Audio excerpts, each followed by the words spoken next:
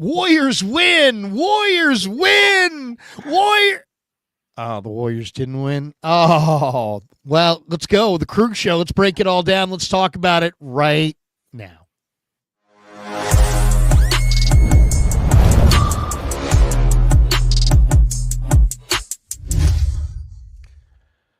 All right, welcome to the Krueger Show. Sans music. There is no reason for music tonight. Oh, what the hell?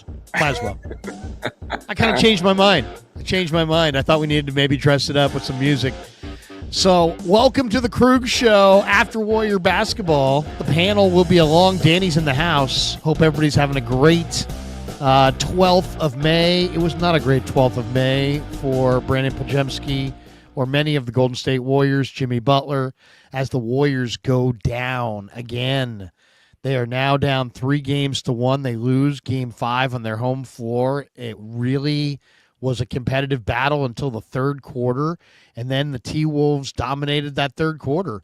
39-17 third quarter for the Wolves, and they just took over from there. 117-100. Minnesota gets the win. If you bet Minnesota, you get the cover. And the Warriors are in a 3-1 hole, staring at the end of their season in game 6 or game 5, I should say. Danny, what'd you think? This it's amazing to me that this, so many parts of this game were just like, what is going on with the Warriors? What a weird, confusing series this has been. What a weird playoff run this has been. Yeah. I was just hoping Quentin Post 3 would go down, so it would go down as a bad beat. The line was 5. Right.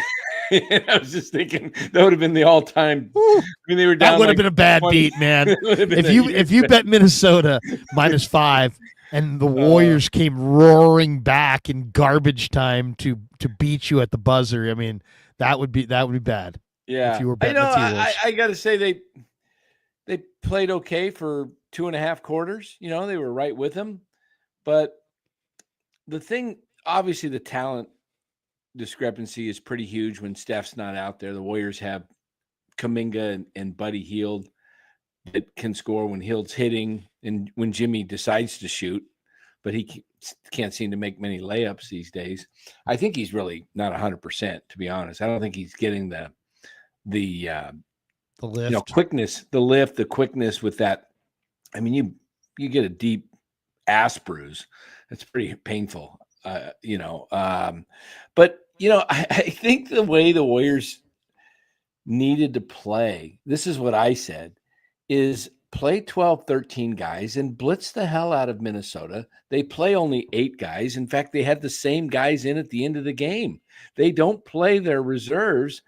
And if you blitzed them like that and just put so much pressure on them, you might be able to wear them down in the fourth quarter if you're still in the game. And that's the way I think they need to play game 5 is, put Santos and forgetting his name all of a sudden. The guard. Pods? No, the lacrosse player. Pat Spencer? Yeah, just for a few minutes at a time. Just not as like give guys a rest and just attack like they were. Just double team, put guys all over the court like you're playing desperate. Warriors are desperate. They need to play desperate because I don't give them much of a chance Wednesday night when they play in Minnesota, game 5. But I think the only chance to beat them is to play like they did the last 5 minutes of the game and play it for 48 minutes. What do you got to lose? I mean, I think Golden State's done. I said it at the end of game 2. I actually said it at the end of game 1. I thought that they probably were gonna go down because they got that win with Steph in there at the beginning. Somehow they held on for the win, but they don't have enough offensive firepower. And then in this game, Jimmy Butler looked really old in this game. I mean, you're taking 9 shots. Steph Curry didn't play and you took 9 shots, or should I say 5 shots less than Brandin Podziemski?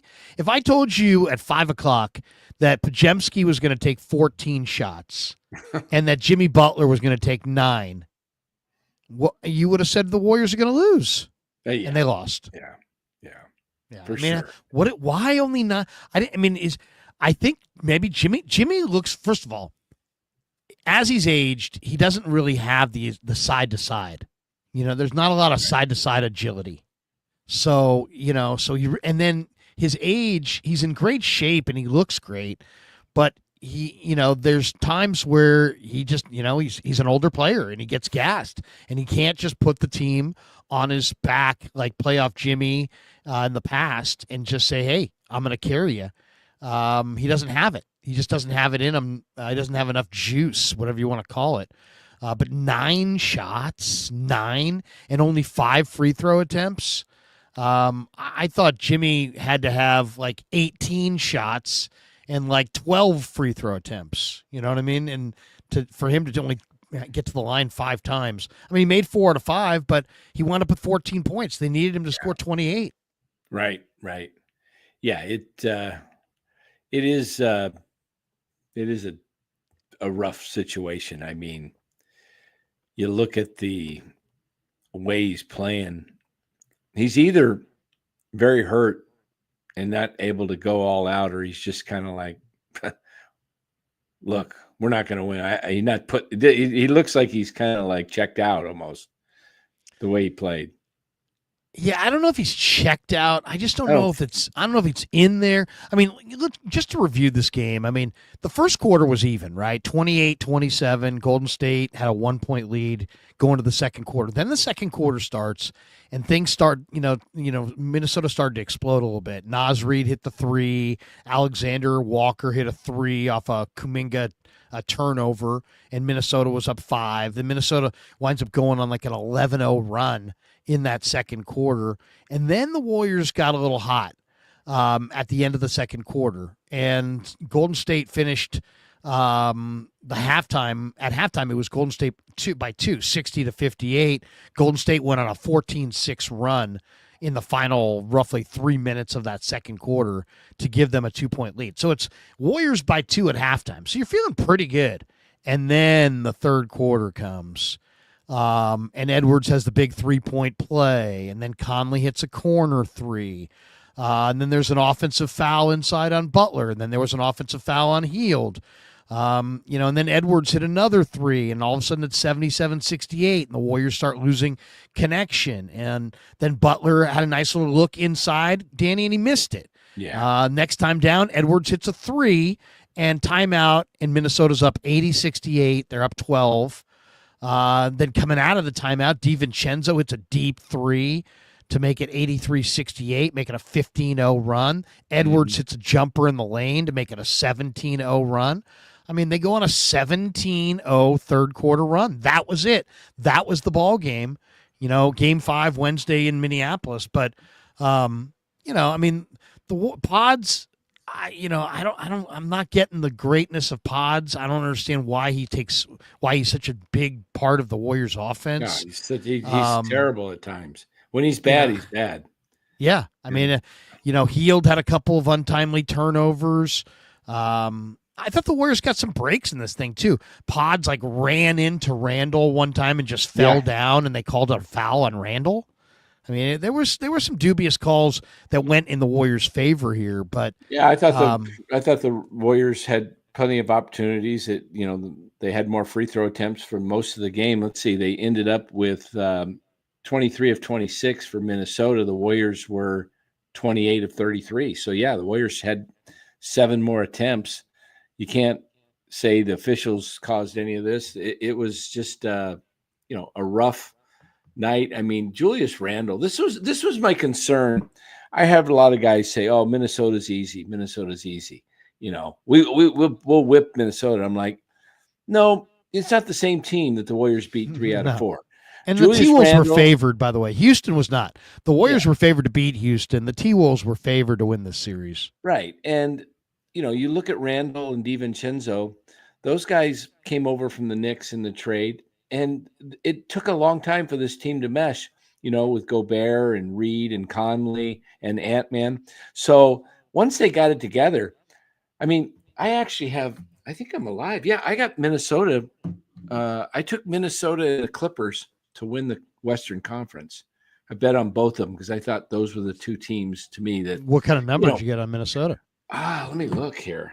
It was pretty good. I mean, I'll say this about Minnesota. Julius Randle is in the prime of his career right now. He's 30.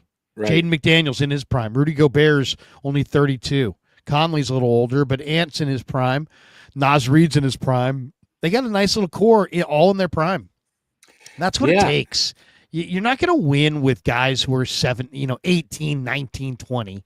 Those young guys don't really win, and then the old guys don't really win. You got to get some guys. You got to have guys in your prime. That's what Denver had.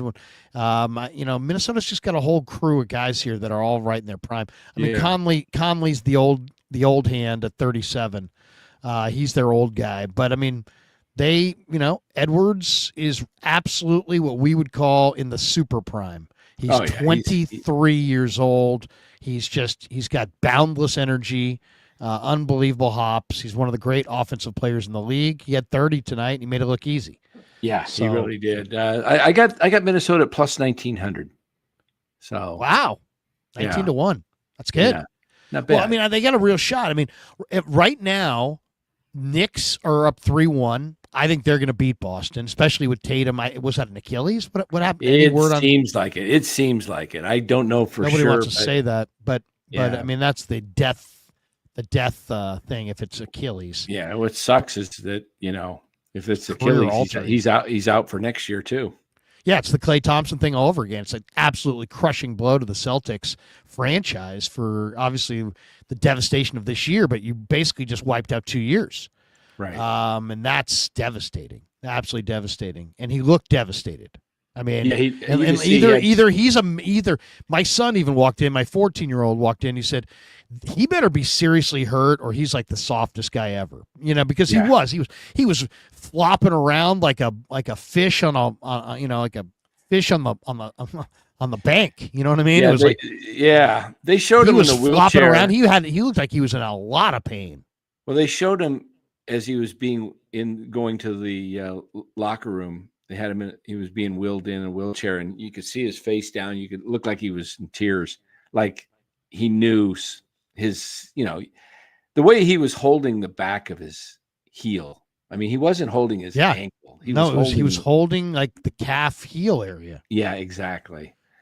And it was one of those non-contact. Yeah, always. And in kind of a little bit, I mean, I hate to say it, but very similar movement to Dre Greenlaw popping off the sideline, kind of like at an angle, pushing off kind of awkwardly. Yeah. And just like something that athletes do all the time. And this time it just went. Yeah. We don't know what happened. There's an MRI. We'll find out tomorrow, but he's done either way. And so are the Celtics. Yeah. Pacers, Knicks in the Eastern Conference Finals should be great theater. And then that same movement to Dame and Dre injury, as you mentioned, Dre Greenlaw. Yeah. Yeah. And then Minnesota, what do you think of Minnesota in the next round? Well, if they win Wednesday night, which odds are they will, and Denver and OKC go 7, they're going to have a full week of rest. And again, they'll be the rested team. And, I think whoever they play, they'll give them a pretty tough series. I think if you could walk into a casino right now and have somebody hand you a ticket for the NBA Finals, what do you want? What team do you want?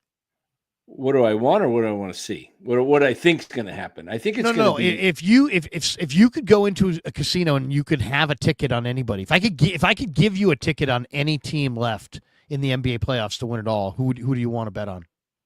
They're all horses. Let's say in this race. I would probably bet right now on OKC. OKC. Okay. I think OKC has the best chance, especially if Boston's eliminated. I think you're probably right.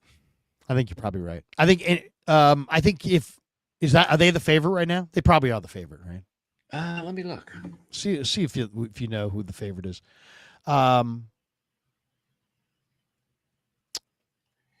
NBA finals. Okay. I'll say this: the Knicks are Yeah. fun to watch. Thunder. And Brunson was amazing tonight. OKC's the favorite, minus Yeah. 105. The Knicks are second at plus 500. T-Wolves 600. Pacers 950. Cavs 1,000. Nuggets 1,600. Boston plus 2,600, and then the Warriors plus 16,000. I'll say this: I mean, Edwards looks really good, but I'm not really. He's not giving you the vibe of, hey man, it's my time. I'm not going to be denied. He looks enormously talented, and he's very springy, and he's got a nice shot, and he's a great player. He really is a terrific player. But I'm not getting the, man, I'm winning this title over everybody's dead body. You know, he doesn't have that kind of killer that MJ had. He looks an awful lot like MJ as far as two guard, 6'4", 6'5". MJ was a little taller. Super incredible athlete, can rise above you and shoot it, can get to the rim seemingly at will. I mean, he's an awesome athlete, and Edwards, I think, is the best player. But I don't know if the best player, I kind of agree with you. I think if I had to go with it, I'd probably go OKC. OKC, Minnesota, Knicks, Pacers. I probably would go with the Pacers. Pacers, Knicks, that'll be a great series. I wouldn't I think Knicks have 3 wins, by the way, yeah, after trailing by 14 points. right. So, I mean, they are the impossible team to put away.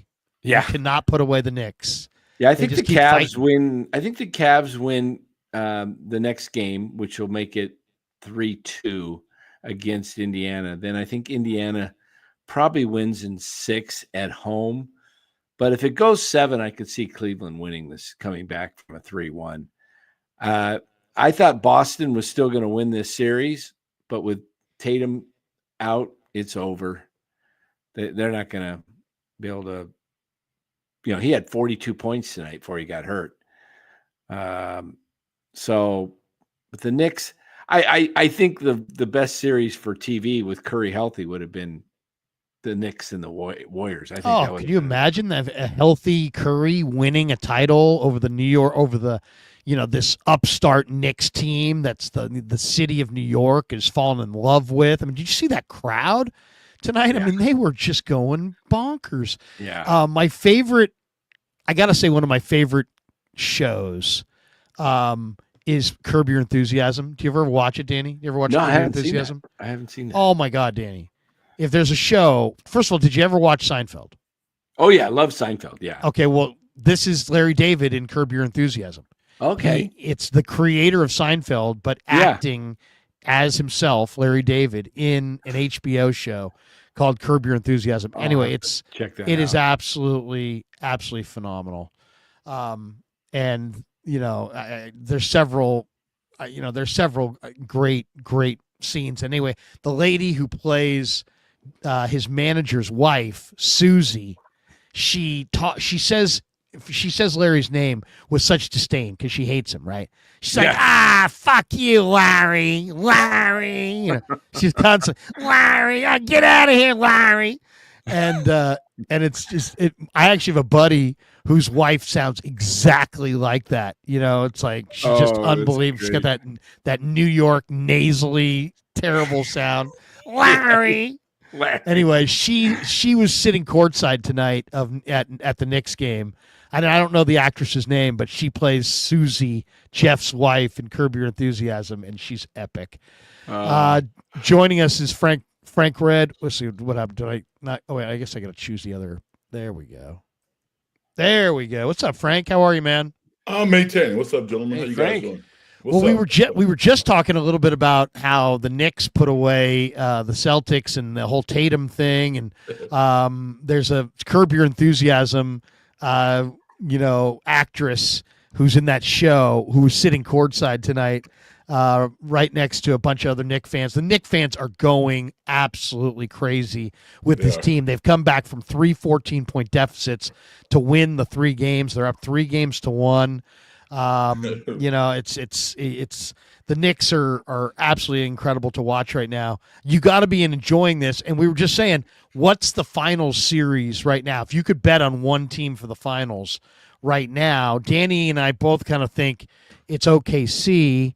I do have some thought about Ant because I think he's the best player, but he doesn't have that feel or that look this year of like, I am winning this title.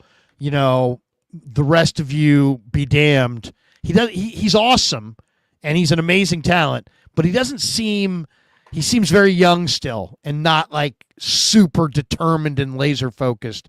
So I think I will go with Danny. I think I'll go with OKC. Who do you like right now, Frank, who do you like? Obviously, I'm leaning toward. I think the Knicks have a really good chance, obviously, to represent the Eastern Conference. But I wouldn't count Boston out. But I like the Knicks because I think that they understand what Indiana brings to the table. They bring pace, and I think that they can prepare for that. They have enough defenders. Minnesota right now is showing me something. They look like the 91 Bulls when Chicago lost to LA in the opening round of the finals, and then they won 4 straight. Ant-Man is, dude, he's looking like King Kong out there. He really is. And he's young, but he's a dog. And he's showing right now that he can get to a level that not many players in today's NBA can get to. I'm not really impressed with OKC. I'm impressed with some of their players. But as a collective, they should be blowing Denver out. And Denver still actually might win that series. Yeah. So Minnesota to me looks like they're the best team in the Western Conference. With that said, the best team doesn't always win. Some heads will roll. If Minnesota doesn't take care of the Warriors, I think that coach is getting fired because they are so much more talented than the Warriors are, minus Curry. You can't even look at these two teams just from a talent perspective. Forget about the system. The system makes it closer, and the Warriors can win. But talent, this Minnesota team is loaded, man. I'll ask you the question. I've already stated my opinion. Are the Warriors done? No, I don't think they are done. Really? Okay. No, and the reason why they're not done is because the Warriors. They're going to win in Minnesota. Maybe. Without Curry. Maybe. And I'm going to tell you why. Because they have that championship DNA. And they have that frame of reference that they can rely on. Now, do you ask me, am I betting the Warriors to win? Absolutely not. Should Minnesota stomp a mud hole in the Warriors? Yes, they should. But because there's nobody on that team that's ever won anything, all you got to do is be close. All of these Warrior players who are just dragging right now, they're capable of having a moment and playing off confidence. So the Warriors should not win, but it would not surprise me if they won. Like, I'll give you one example. When Ant-Man hit that 32-footer over Draymond and GP2, that was ominous. That was like, holy crap. Yeah. They had a chance to go up 5-2. That was a Curry shot. I was like, oh, my God. That had to bewilder that team. So, I never doubt championship caliber players. I never do. That third quarter, man, 39-17. That was a loud. We're taking this thing over. If you bet Minnesota, it was Minnesota -5. You sweated it at the end, but Minnesota holds on and they win and they cover 117-110. I just think that Golden State is a team that has has more offensive talent, but they lean so heavily on Curry that when Curry went out, they got nothing. They got nothing. And everybody's such a sub players. So I mean, he's the ultimate offensive protagonist, and if you take him out, these other guys then have to be that, and they're not that. The one guy who potentially could have been that was Kuminga. We already kind of talked about how Kuminga, whatever, whoever you want to say is responsible, maybe both. Jonathan Kuminga didn't get the momentum going from when he went out with the injury till the end of the year that they needed and that I expected and that I think everybody who envisioned the Warriors making a championship run thought that we would see. And the only thing I'm a little surprised at, Frank and Danny, I'm really surprised that Steve Kerr, who's one of the 15 best coaches in the history of basketball, according to the 75th anniversary team, that he didn't, kind of inherently know that when you looked at the Minnesotas of the world and OKC and some of these teams, that you were going to have a more significant contribution from Moses Moody and Jonathan Kuminga. And maybe even if you were dreaming the big dream, Trace Jackson Davis earlier in the year. So I don't know. I don't know what happened, but when it became clear that the Kuminga thing momentum wasn't there, I kind of stopped really thinking about the Warriors seriously as a championship club. And that was so like, even though they beat Houston, I never really saw them as any kind of a championship club. Though I did think they would beat Minnesota at the start of this series, but as soon as Curry went down, the hope was done. I mean, they got that game one, and I said after game one, I don't know if they're going to win again. And then after game two, I said they're not going to win again, and I don't believe they're going to win again. So, Frank, you really think they can go to even without Steph? You think somehow they can muster up enough to beat this Minnesota team? Was almost a 50-win team in their place with a player that we both think is maybe as good as any in the game. You really give them a chance, or is that more hope? No, I mean, again. What do you think the spread's going to be? I think it'd be like Minnesota by 8 or 10 or something like that. I'm going to guess 8. Listen, 8. A great coach told me this. Nate Nathaniel, the longtime coach at McClymonds High School, won a national championship. The last California team to go undefeated was 32-0 about 15, 16 years ago.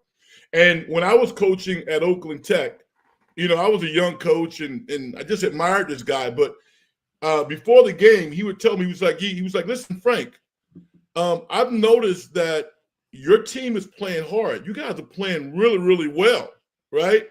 And he goes, well, I go, how do you know? He goes, I look at the quarters.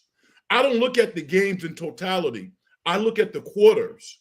So every quarter, if you approach basketball and say every quarter, I need to win that quarter, it's a different mentality. So when I talk about the Warriors won literally like the first 2 quarters of tonight's game.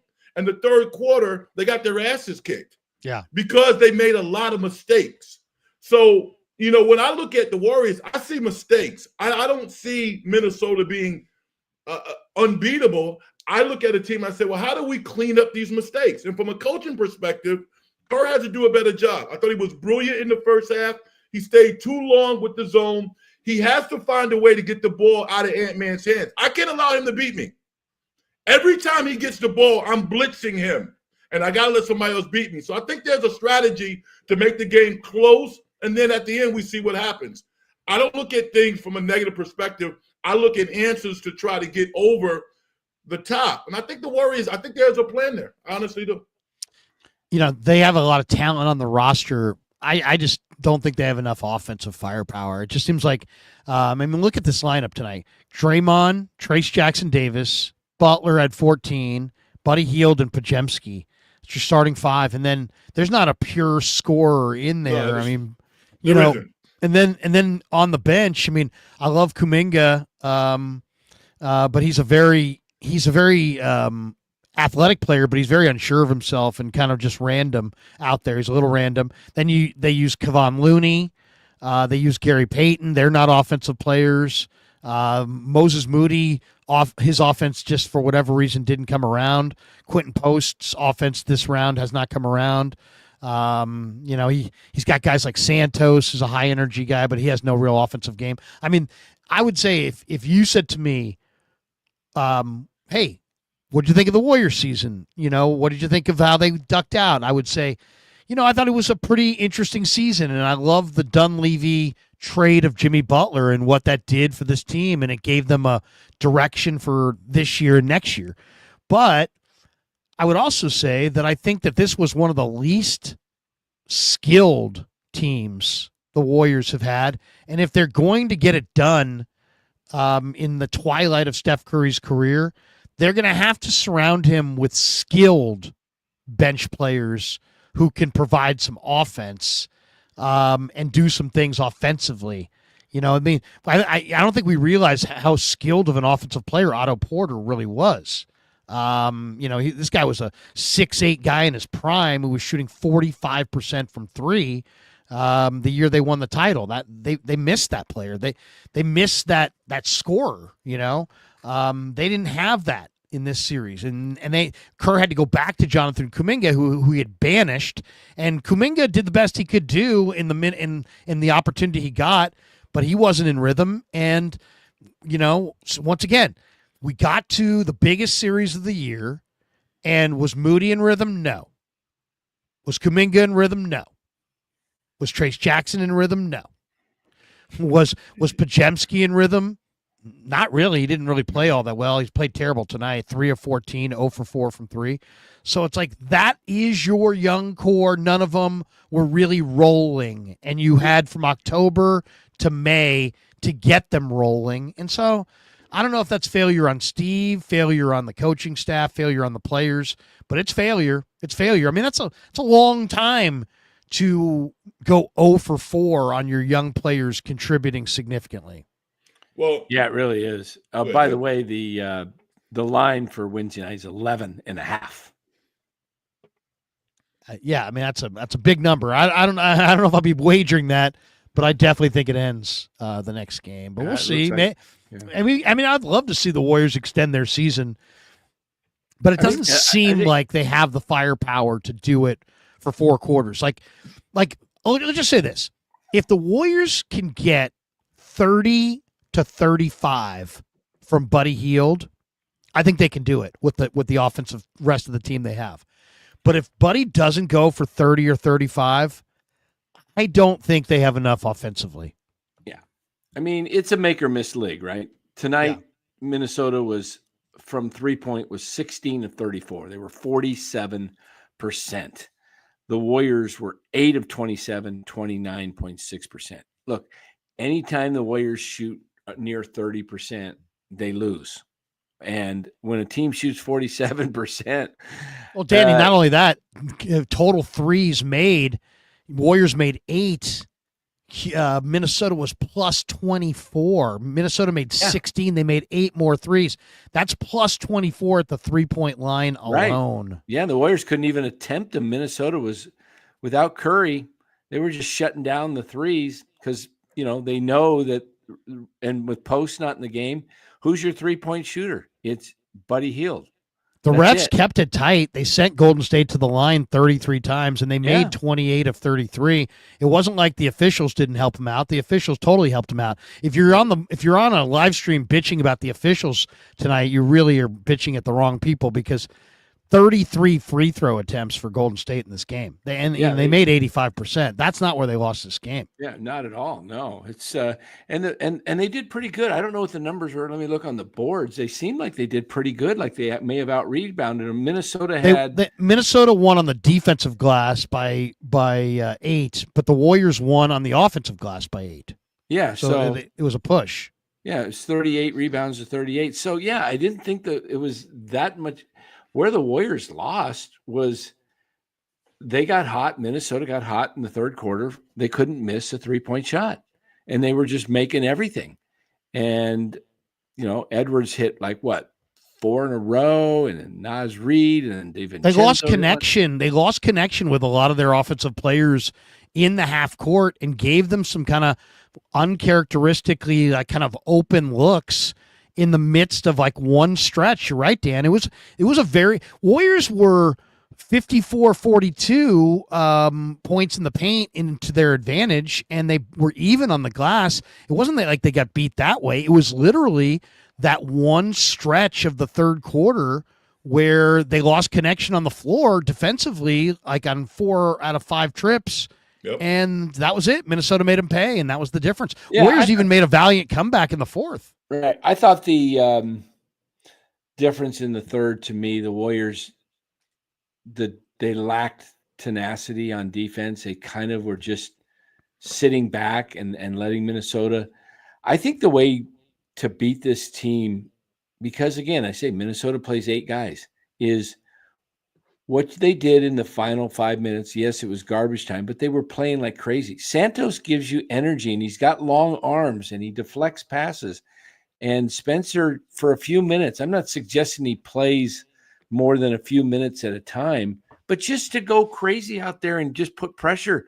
Because if you could stop Minnesota from scoring by putting pressure on these guys, and then you score, you shorten the game a little bit with the guys getting rest on the bench. I think the Warriors' only chance, they look really tired to me. Really, really tired. Butler looks wiped out. The only guys that are really fresh are, Kuminga, because he hasn't played much, and he looks pretty fresh.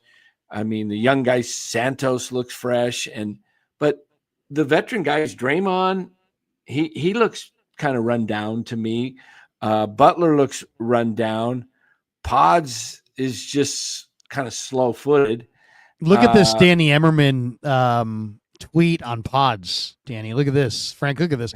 Brandin Podziemski is shooting 9 for 40, 22.5% from the field in 4 games this series.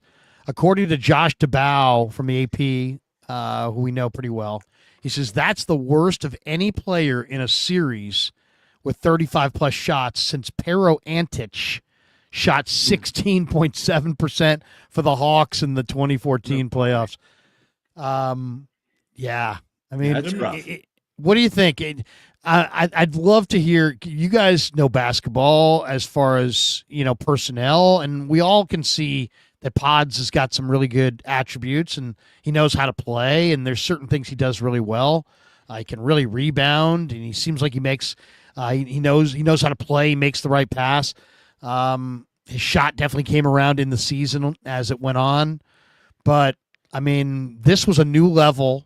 And is he going to adjust to this level and they ought to keep him and he's going to be a Warrior for years to come? Or did he send a message to the Warriors that his game has serious limitations and he should be moved on this offseason in a trade to try to upgrade the team? What do you guys think? Larry, I've been saying this for 2 weeks because I scout. I scout teams and I scout players. I evaluate players. And I told and I said 2 weeks ago, when I was looking at Houston's scouting report, it was clear to me what they were doing. They said, you know what? This guy has to prove to us that he's a good player because we don't think he's a good player at all. And because this is part of Kerr's doing also. Kerr has given him a longer leash than anybody on the team with the exception of like the top 3 players. So he's emboldened. He has a tremendous amount of confidence. And like you said, he does all of these other things well. But skill-wise, he's not quite there yet. But yet he thinks he does. He thinks he's there. And, just like the body language, guys get like ramped up to play against him, in ways that they don't want to play against Austin Reeves. The fact that he's a white guy playing in the NBA, it matters, man. It's like a black guy going in to play hockey. Because you know what? We're going to run your ass all over the rink. You ain't about this life. So when they look at Pods, as opposed to like the antics with the referees, he got to get his game tight because at some point, bravado and confidence is not enough. You got to have skill. They don't feel that way about Austin Reeves. No. No, Austin Reeves will light your ass up. I don't care who you are. They don't feel that way about Dante DiVincenzo because they know Dante's a dog. He's one. So Pods needs to get a hold of himself, bring it down a notch, and play fundamental basketball. And Kerr needs to tighten the rein. It's inexcusable for Moses Moody not to get in the game tonight. I don't care about the end.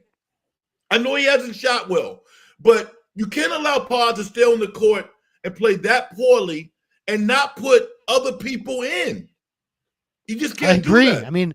I mean, it's like, is Pods like an alias? Is his real name, last name Lakeup? I mean, what's going on here? I mean, is this guy's Steve Kerr's foreign exchange student or something? Well, what happened here? Why is this guy?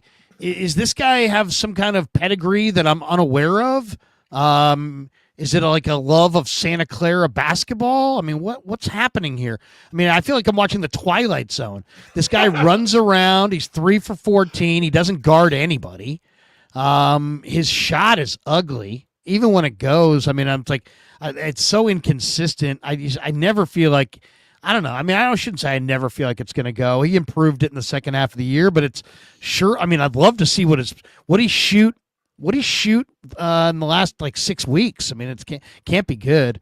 3 of 14, and you just keep him out there for 33 minutes. But Moses Moody gets 7 minutes. I think he had one big game down the stretch where he scored like 27 or something, and he was hitting. I can't remember which game it was, but it was late in the season when they were, trying to get their playoff run, and he's the Warriors. To me, when I watch the other teams play, they don't look as long and athletic and springy as other teams. They look, almost all of their guys. Moody, for example, I like Moody, but he's a little slow-footed. He's not super quick. Santos, a guy that's a role player, kind of slow. Post. I mean, he what a perfect name. The guy is just kind of like a post out there. He's a pole. He doesn't move well. Pods. He gets charges, but he doesn't move well. Most of these guys in Jonathan Kuminga might be the best athlete in the NBA, athletic-wise. I mean, he is very – and yet they don't use him. They used all these slow, prodding guys. I mean, even Curry's no longer quick. He's not that quick anymore. If you watch him, he has a hard time on the dribble taking a guy to the hoop because he's slower. The Warriors are just – they're like the 49ers offensive line. They're small and overmatched by a lot of bigger teams.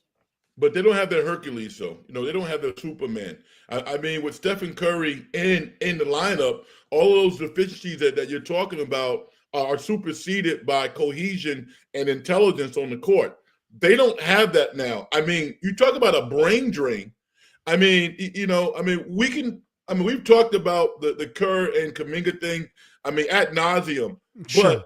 But Buddy Hield, he's gotten smarter this year, but his basketball IQ is probably like a 7 out of 10. I think I'm being probably nice.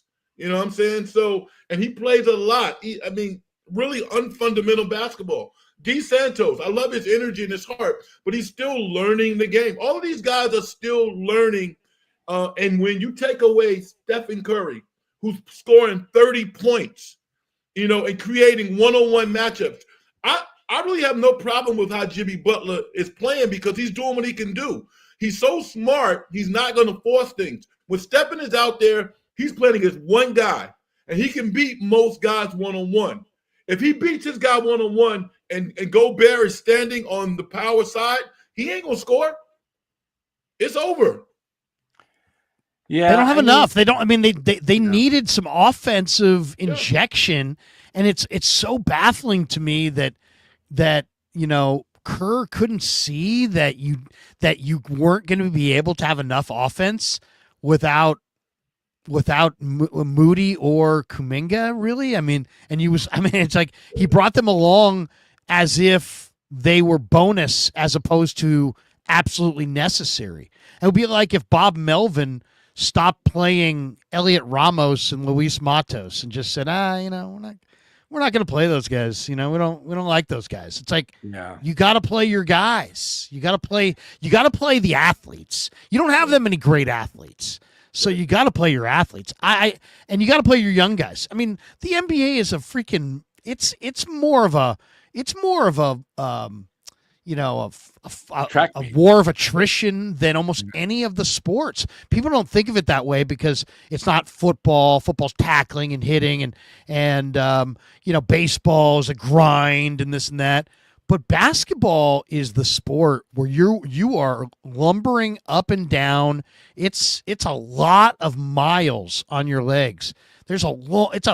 These guys have to pace themselves because it's 3 times a week, up and down, all for 6 months. Yeah. It's an aerial game. You know what I mean? Come on, there's a banging on your body so it takes a ton to be good from October through June. And that's why older teams oftentimes go by the wayside. And that was the concern, but that was such an obvious concern for this team. And it became more of an obvious concern when they traded for Jimmy Butler. And you would have thought that Steve would have known that and kind of played a lot of the young guys a lot and tried to kind of force feed the young guys into some momentum. Instead, he acted kind of like, you guys adapt to what we got going here. Mm-hmm. And if you're not good enough to adapt, you won't play. And it's like, well, Steve, the joke's on who, though, right? I mean, you know what I mean? It's like, you can't win if they don't play. If they don't play the way you want, they're not going to play. It's like, so it's ultimately, it's this big circular thing. It's on you to coach them up, to get them ready to play, and then play them. And so anything short of that, I really don't have any patience to listen to anything else about that. And I know Steve's going to have his reasoning, and I know they'll have some spin and this and that. But bottom line is, you had a bunch of veterans. Those guys, for the most part, were fine, except Steph got hurt. And Draymond didn't rebound the way he can. And Jimmy looked old. But the real story here is your young guys gave you very, very little. Very little. Yeah. And when you look at this team, it makes you realize how the greatness of Steph Curry is. I mean, he's really is. This is going to sound crazy, but I think he's underrated among the NBA. He's not even first team All NBA. He won't get it this year. It'll probably go to Mitchell and Shai Gilgeous-Alexander. Steph doesn't get much love around MVP talk, but what he's doing at age 37, he doesn't have the consistency night in, night out because he is 37 and it's a long ass season, 82 games. I almost would love to see them shorten the season to like 70 games and have the playoffs a little more spread out instead of playing these guys every other night, giving them 2 nights rest, and we could see the best basketball. You don't always get the best basketball because these guys are wiped out after playing 82 games, and in the playoffs, it's like a different season. It all of a sudden goes from, basketball to semi-football because they let everything go, and then guys are, it's like you know what? Here's the other thing that hit me, Danny. Sorry to interrupt you, but you kind of jogged a thought. Watching this NBA, the people around the NBA today will constantly be glad-handing themselves and patting themselves on the back for they said goodbye to that hooliganism of the 80s and 90s, and now we have this beautiful game. And I don't know about you, but to me, watching Mitchell Robinson 22 feet away from the hoop trying to set a pick at the three-point line when he's not really in any skillful way ever rolling to the bucket for like a jam, he's just kind of this big, he's almost like a big pole in the middle of the court. I don't know. I don't love that brand of basketball. Do you guys love the aesthetics of send a pick and then never, like in the old days, guys had like a coordinated pick and roll and they would roll really aggressively, and the pass was aggressive, and you would see all kinds of dunks and finishes off the roll. But now it's so much of the pick and pop and pick and shoot and pick and do nothing. Guys will have 3 picks for them set in the 24-second shot clock, and then still by the end are ISOing. So it's like, do you know what I'm saying? It's a weird brand that we're watching. It's like high picks by big guys, but they're not really getting the ball on the pick and pop or on the roll very often.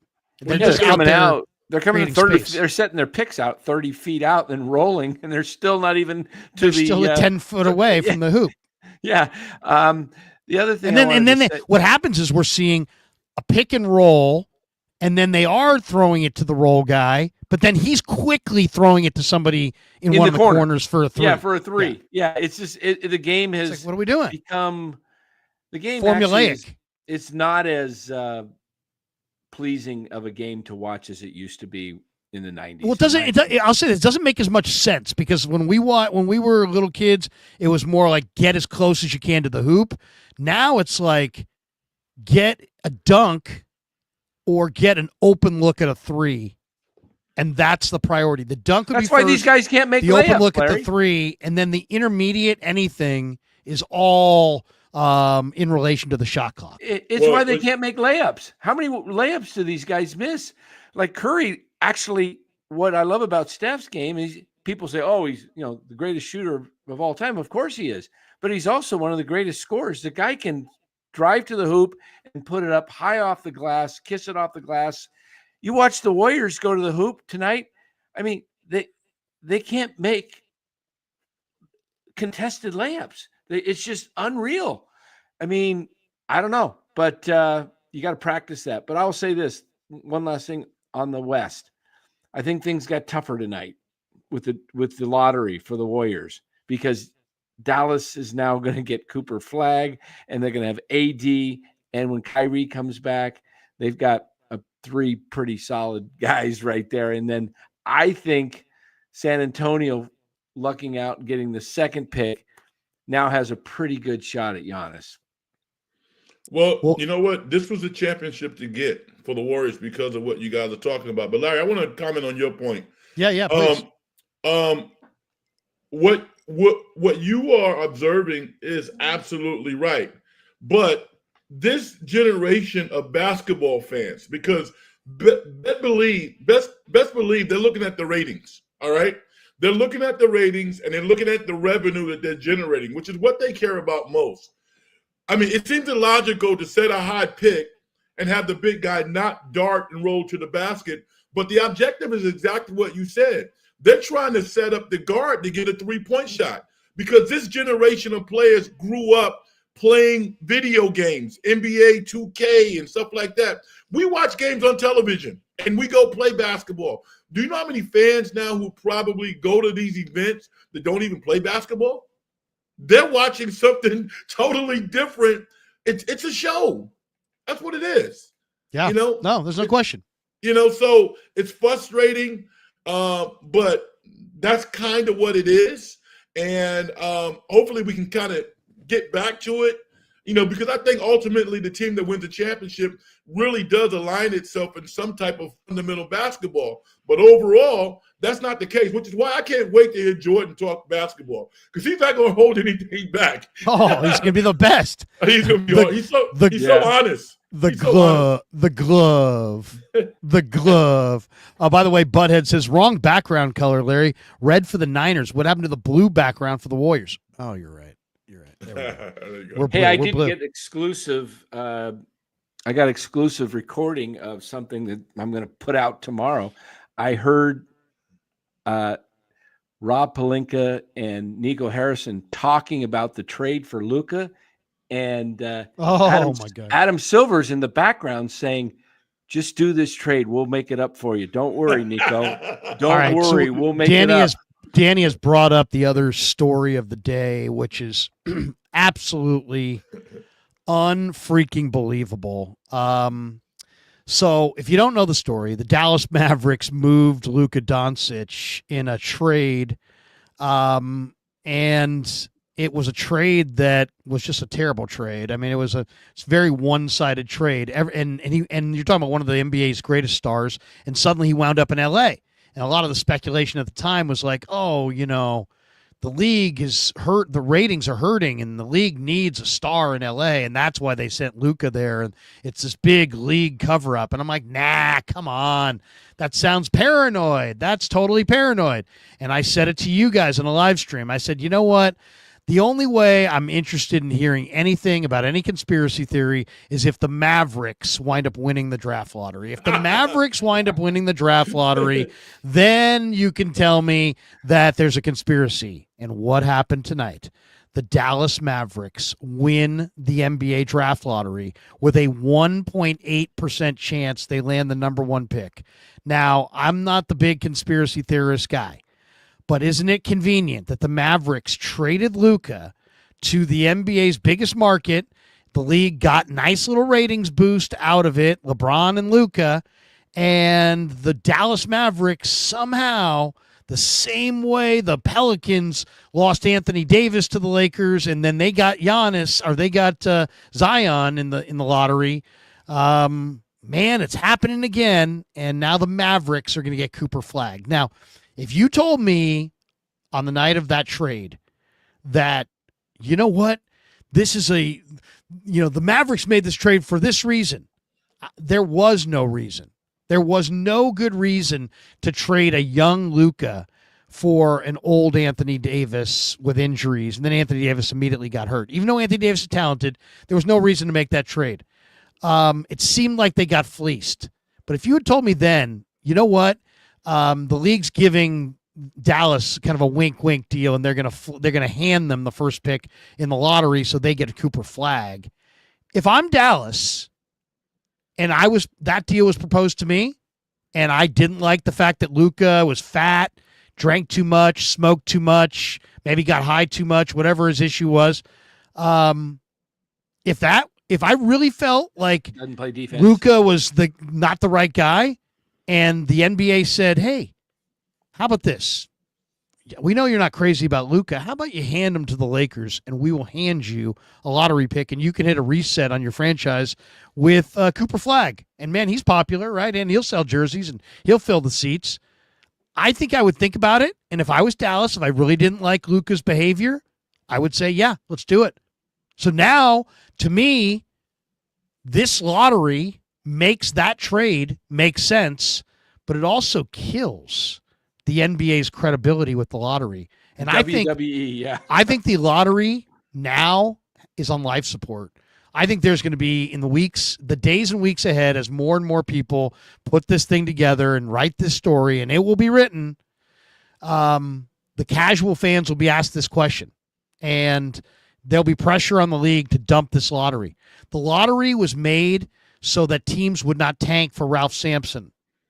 Okay, they would not tank their season for the best player. Okay, that it's now no longer that.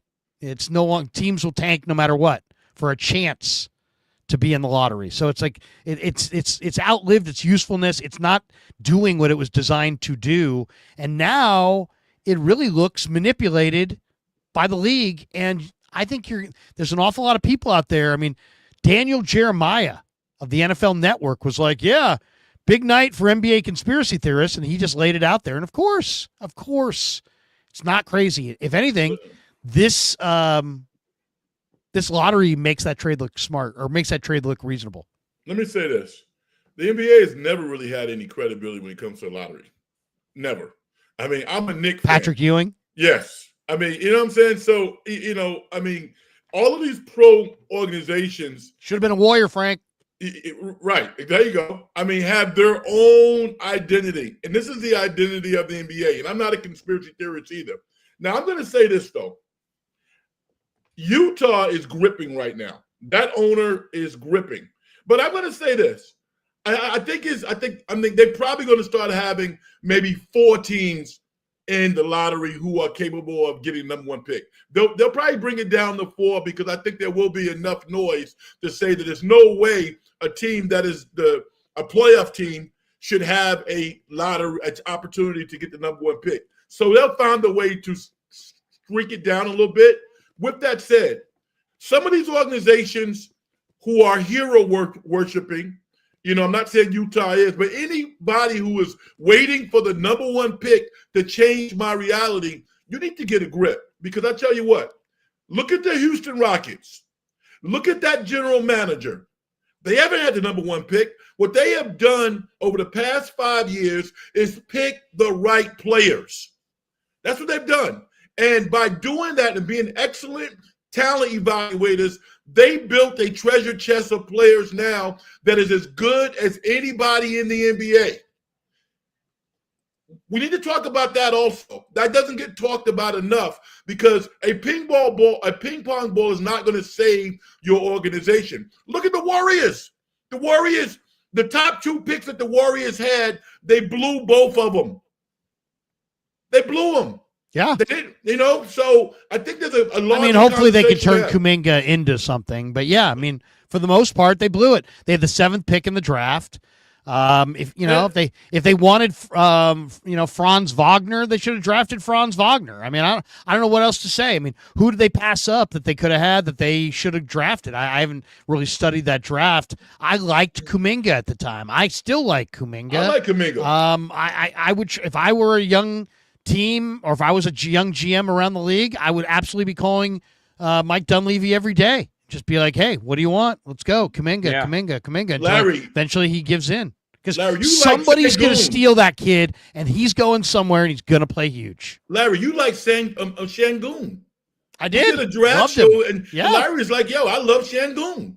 Yes. Houston took him. He's a top 25 player now. Yeah. Frank, were you referring to when you said the Warriors blew it? Were you talking about Wiseman and yes. all the way back to Joe B. Carroll? No. Okay. I'm specifically talking about Wiseman only because they didn't develop him. I think Wiseman's going to have a solid NBA career. Miles Turner, I think he's gone. I think he's going to be on the Lakers next year. I think that Rick Carlisle has plans for James Wiseman next year, coming back off his Achilles, making a larger contribution for this team. Moses Moody being drafted at the low end of the lottery, they really haven't given this guy the opportunity to play to see what he can do. We're just starting to see Kuminga feel free to go out and play his game. So got to develop players. That's my point. Let's talk about Kuminga a little bit more. But first, we're an hour in. I just want to make sure. I think we started tonight without mentioning the sponsors. So we're, of course, brought to you by Pig and a Pickle. Check them out. They're in Emeryville. They're in Corte Madera. They're open 7 days a week from 11 a.m. till 8 p.m. or until they run out. And they do run out. Get to Pig and a Pickle.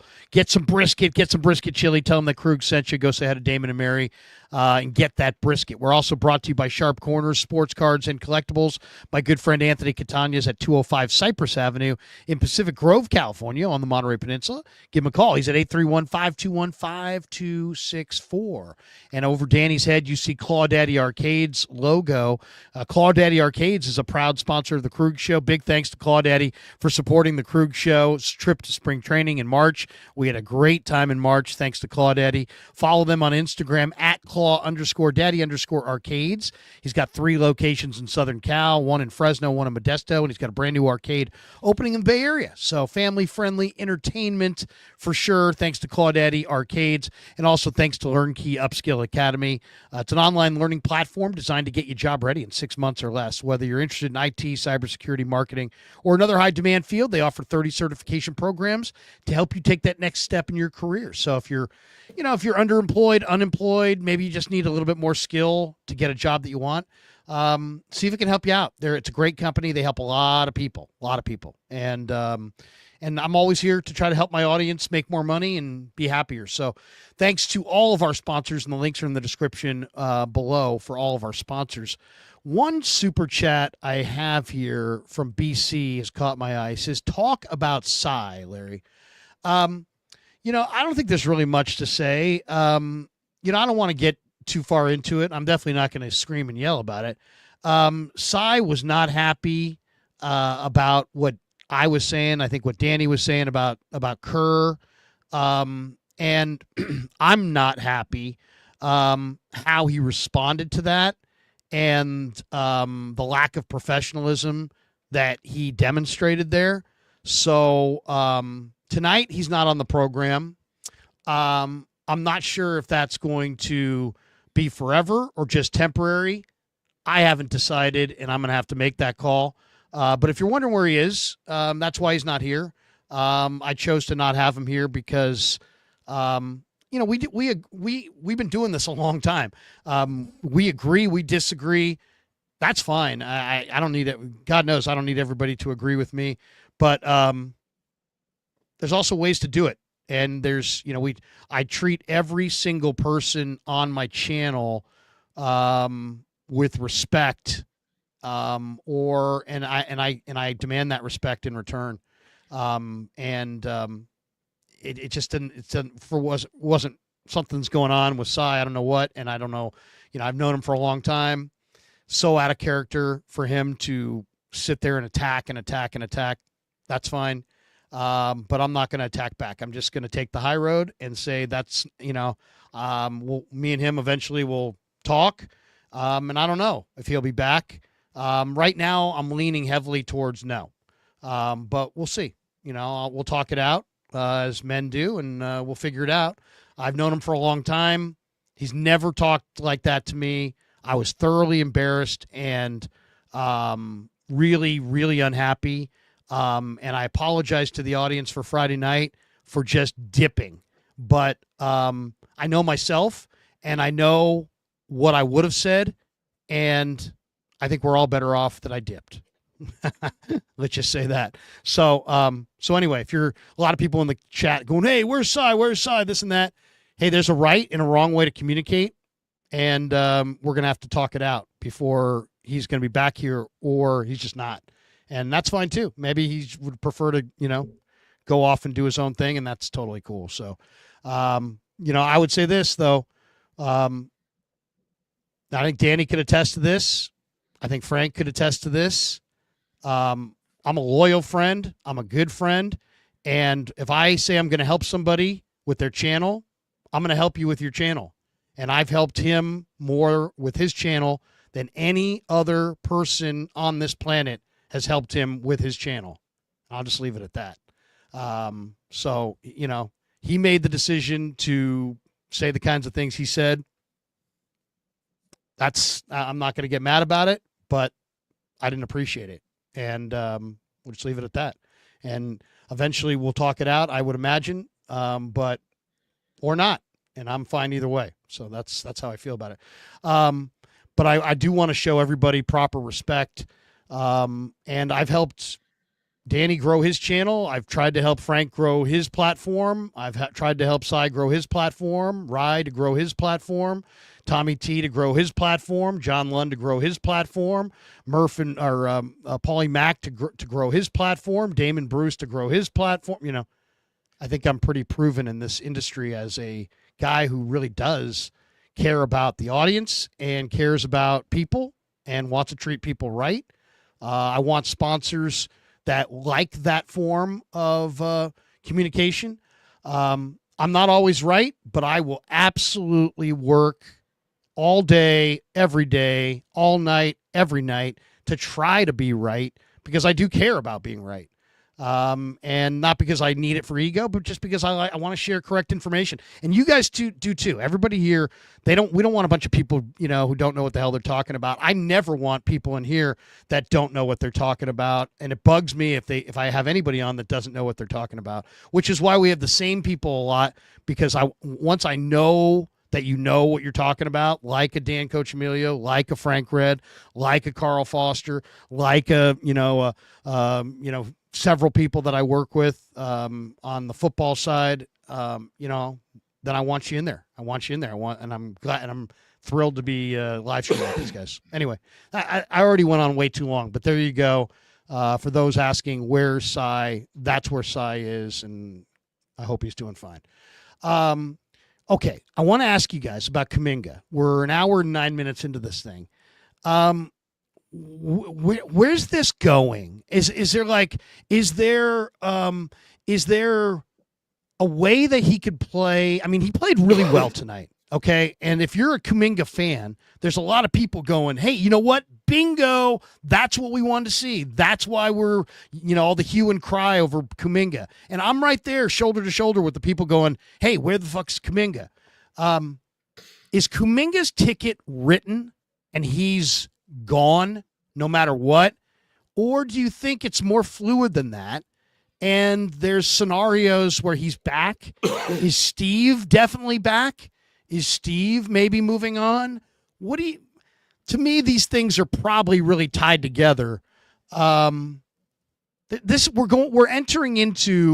game away from entering into the offseason of a lot of questions around the Warriors. What do you guys think we're going to see this summer on the Kuminga front, on the Kerr front? Give me a bold prediction. Are we going to see a big play for Giannis? Are we going to see, a trade of Kuminga for a younger player? I'll say this, just watching the Rockets last round, if I could make the deal work somehow and I could throw the right players, I would love to take Amen Thompson away from Houston as an Oakland kid and put him, seems like he comes from a great family and his parents are super invested. He probably grew up a Warrior fan. It probably would mean a ton to him. I'm a native San Franciscan, so it means something to me when some of the local guys stay.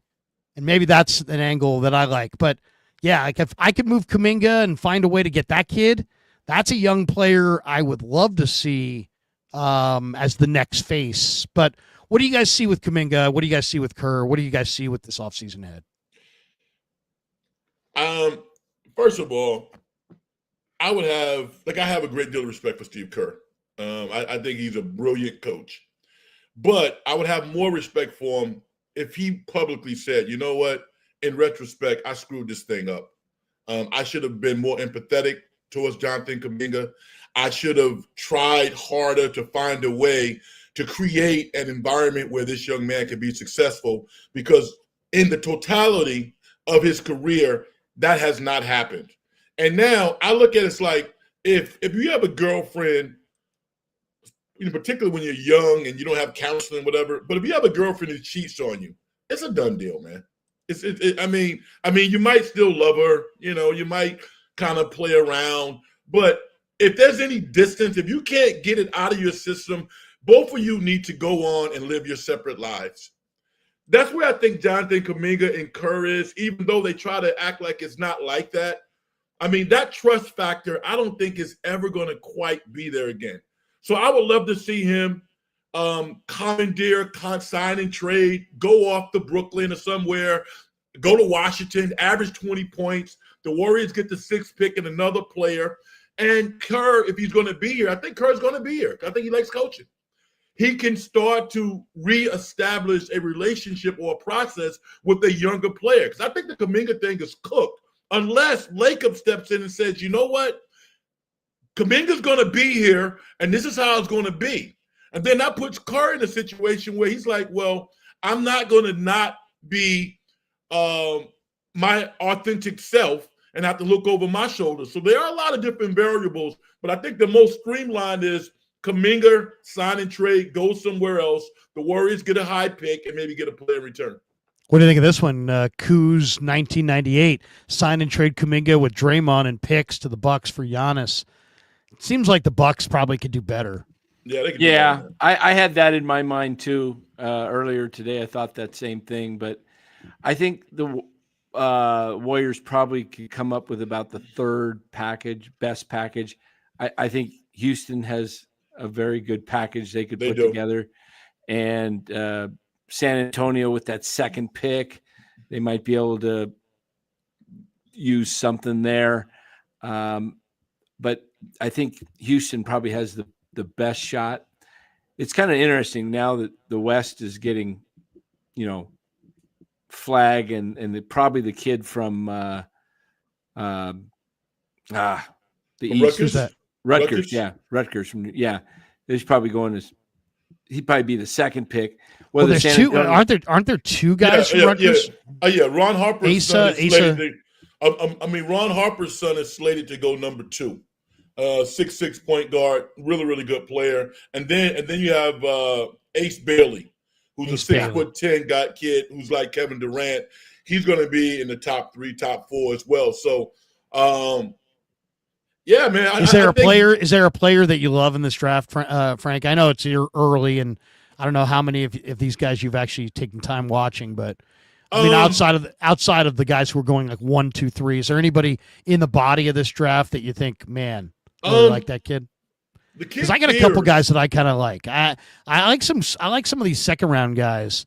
I'll give you a few that I kind of like. I like Mark Sears from Alabama, the short point guard. Yeah. He's a shooter. I don't, he's small, but he's a shooter. I like Caleb Love, the Carolina kid who finished up at Arizona, 2 guard.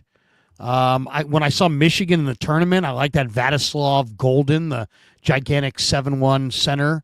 I like Wood better. I like Wood better too, but in Wood's going higher. I'm just looking at the second round. And then the other guy, there's 2 guys that I think are really intriguing. And the Warriors are going to pick at 41. 41. Okay. Kalkbrenner from Creighton, who had a 49-point game this year, who's 7'1", 270, and he's ugly as hell as far as his game. I mean, he's kind of gangly, but he's pretty effective. And I mean, the fact that he had 49 shows that his game's coming around. But the other guy who I think's even better, who is supposedly listed here as the 47th player, Johnny Broome from Auburn. Are you kidding me? That guy is the 47th player.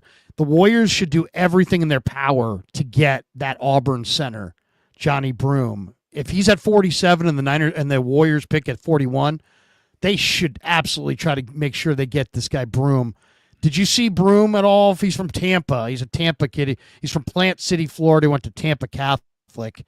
He was awesome in the tournament, man. I mean, you're talking about a very polished post player. I mean, second rounder, 41. I mean, he's definitely better than his draft position, but he has some tendencies, and he's had some injuries, and he kind of labors. He doesn't really have he doesn't have a clean gait. So, I mean, if he's on the board, he averaged 18 and 10 and 2.1 blocks. Yeah. I mean, listen. I mean, he's a talent in the second round. He's probably going to have a nice NBA career, similar to like a Gabbert. Somebody like that. But I think there are some question marks about him. No, I don't think so. But I mean, there are a lot of players in this draft that will become employed at the NBA level and maybe possibly starters. So, you need to you have to do your homework. That's why I'm really, really adamant about these organizations, rolling their sleeves up, getting talent evaluators, and doing a hell of a job, because a lot of them don't do a good job. I'll tell you 2 other guys that really two other guys real quick, Jenny. Nick Clifford for Colorado State, the swingman, very athletic swingman. He's probably going to go 19, they say. The other guy, one of my favorite guys, is the Maryland big guy who's kind of fat, but he's really skilled. He's like a Victor Alexander, Derek Queen. Queen, that guy who had the game winner when they had, off the glass, that beautiful kiss off the glass when they made it to the Sweet 16. That kid is really good, man. He's a Baltimore kid who went to Montverde Academy, 6'10", 250, and just, I mean, you talk about, Durant. This guy's got a little Durant, as far as, just a big guy who can absolutely shoot the hell out of it. He's going to score. Yeah, this guy can really score. He can. So I really love that kid. I mean, he's probably going in the lottery. So, but that, to me, watching that lottery tonight was like, oh my God, you got to be kidding me. What do you guys think the reaction to the lottery is going to be tomorrow, like coast to coast? I mean, how much is this going to be talked about, do you think, or is this just me talking about it and it won't be talked about that much? Oh, it'll get talked about. It's going to get talked about. You think so?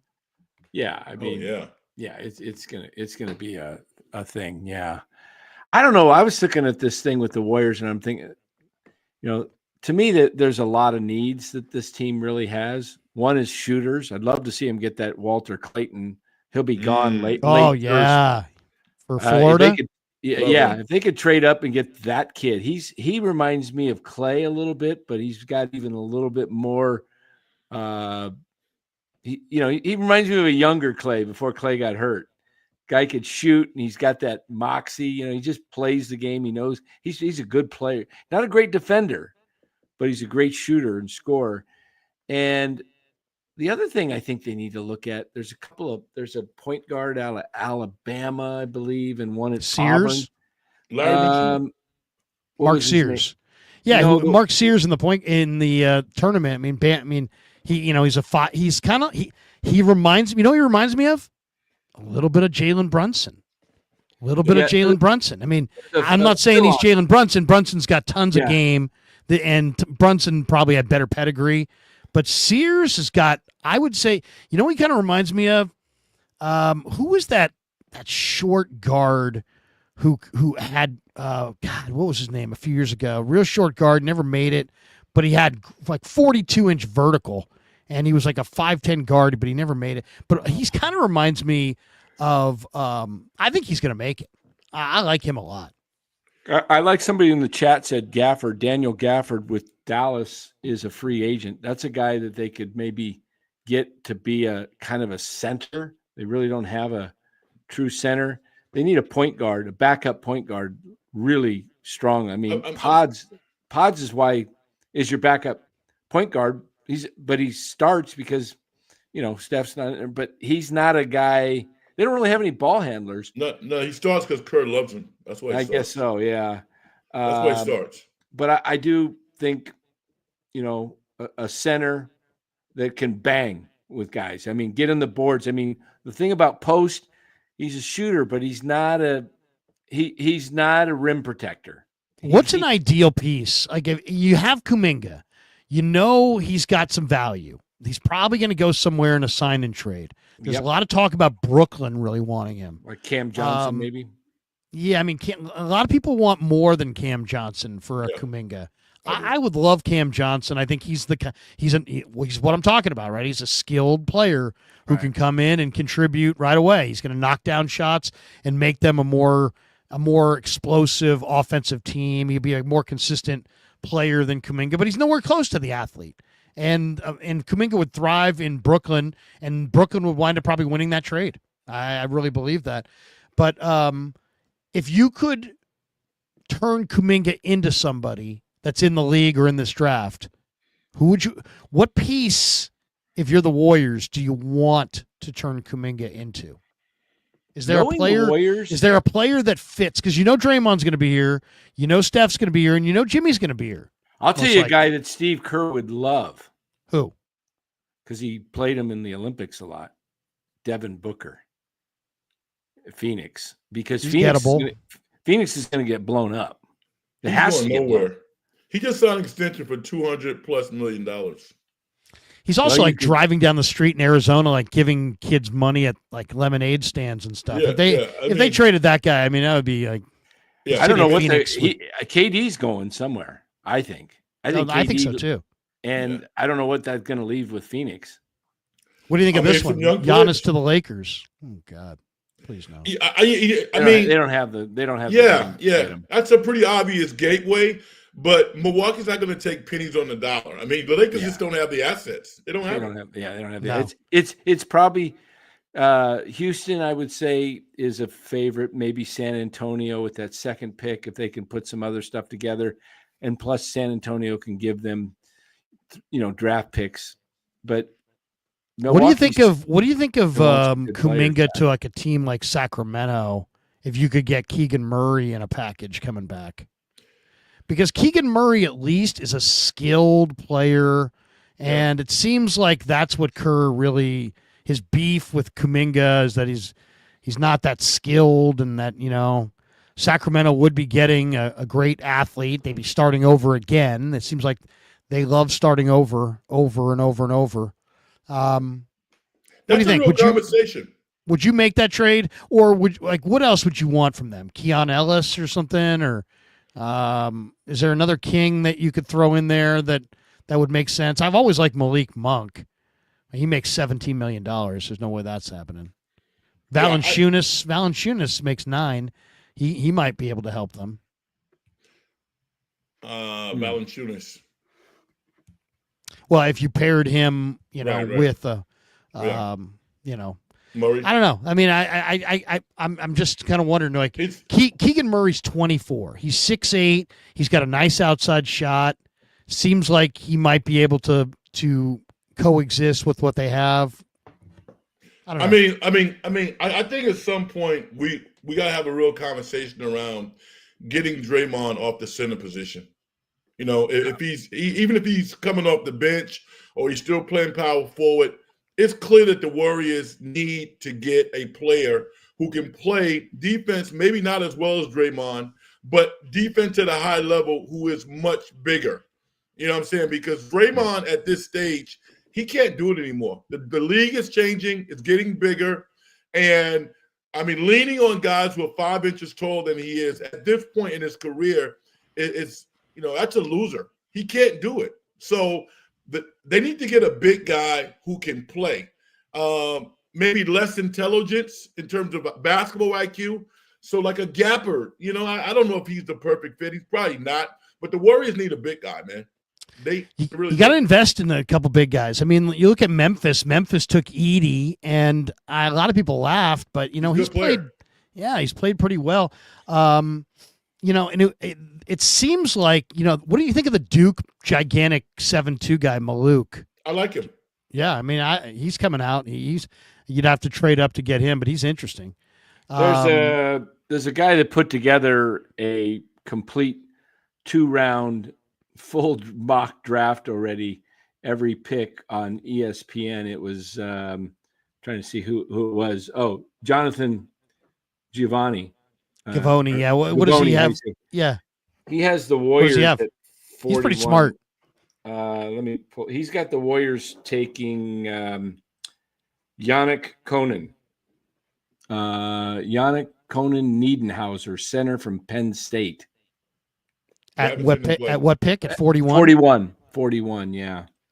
He's a 7-footer. He's 250 pounds. Yannick. He looks like a crazy-looking athlete. His name's Yannick Konen-Niederhausen. Niederhauser, yeah. He's from Switzerland. Right. They need a big guy. I'll say this, man. I want to go watch this guy because he looks like he's got an athletic build. I don't watch Penn State, but this guy's obviously an international player on some level. He's 22. Mm-hmm. Yeah, he's not a. I'm looking at his stats. He averaged 6.3 rebounds in last season as a junior. The year before, he was only at 4.4. It makes sense, though, because he's projected to go by NBA Draft.net at 50 and the Warriors pick at 41. So, yeah. I would draft Wood. That makes sense. I would draft Wood. I think that guy, man. You're talking about Wood from went to Yale for 4 years. He transferred to Michigan this year.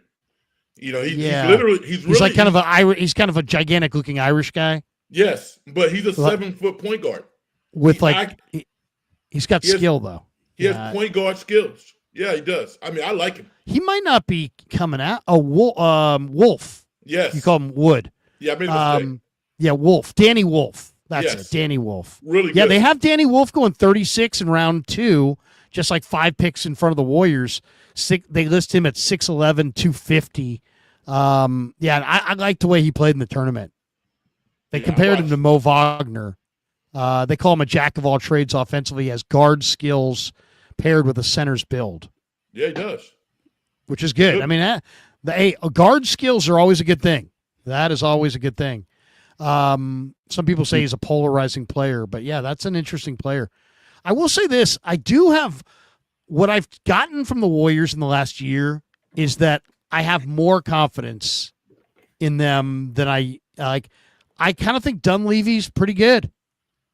I think Dunleavy might be the perfect guy to deal with Joe and his kids and Kerr and the whole circus that is the Warriors. I think you got to. When What did you guys think of the team that he put together this year? I thought he did a good job competitive wise. I mean, look, they're in the second round of the playoffs, and he got Jimmy Butler. He drafted Post in the second round.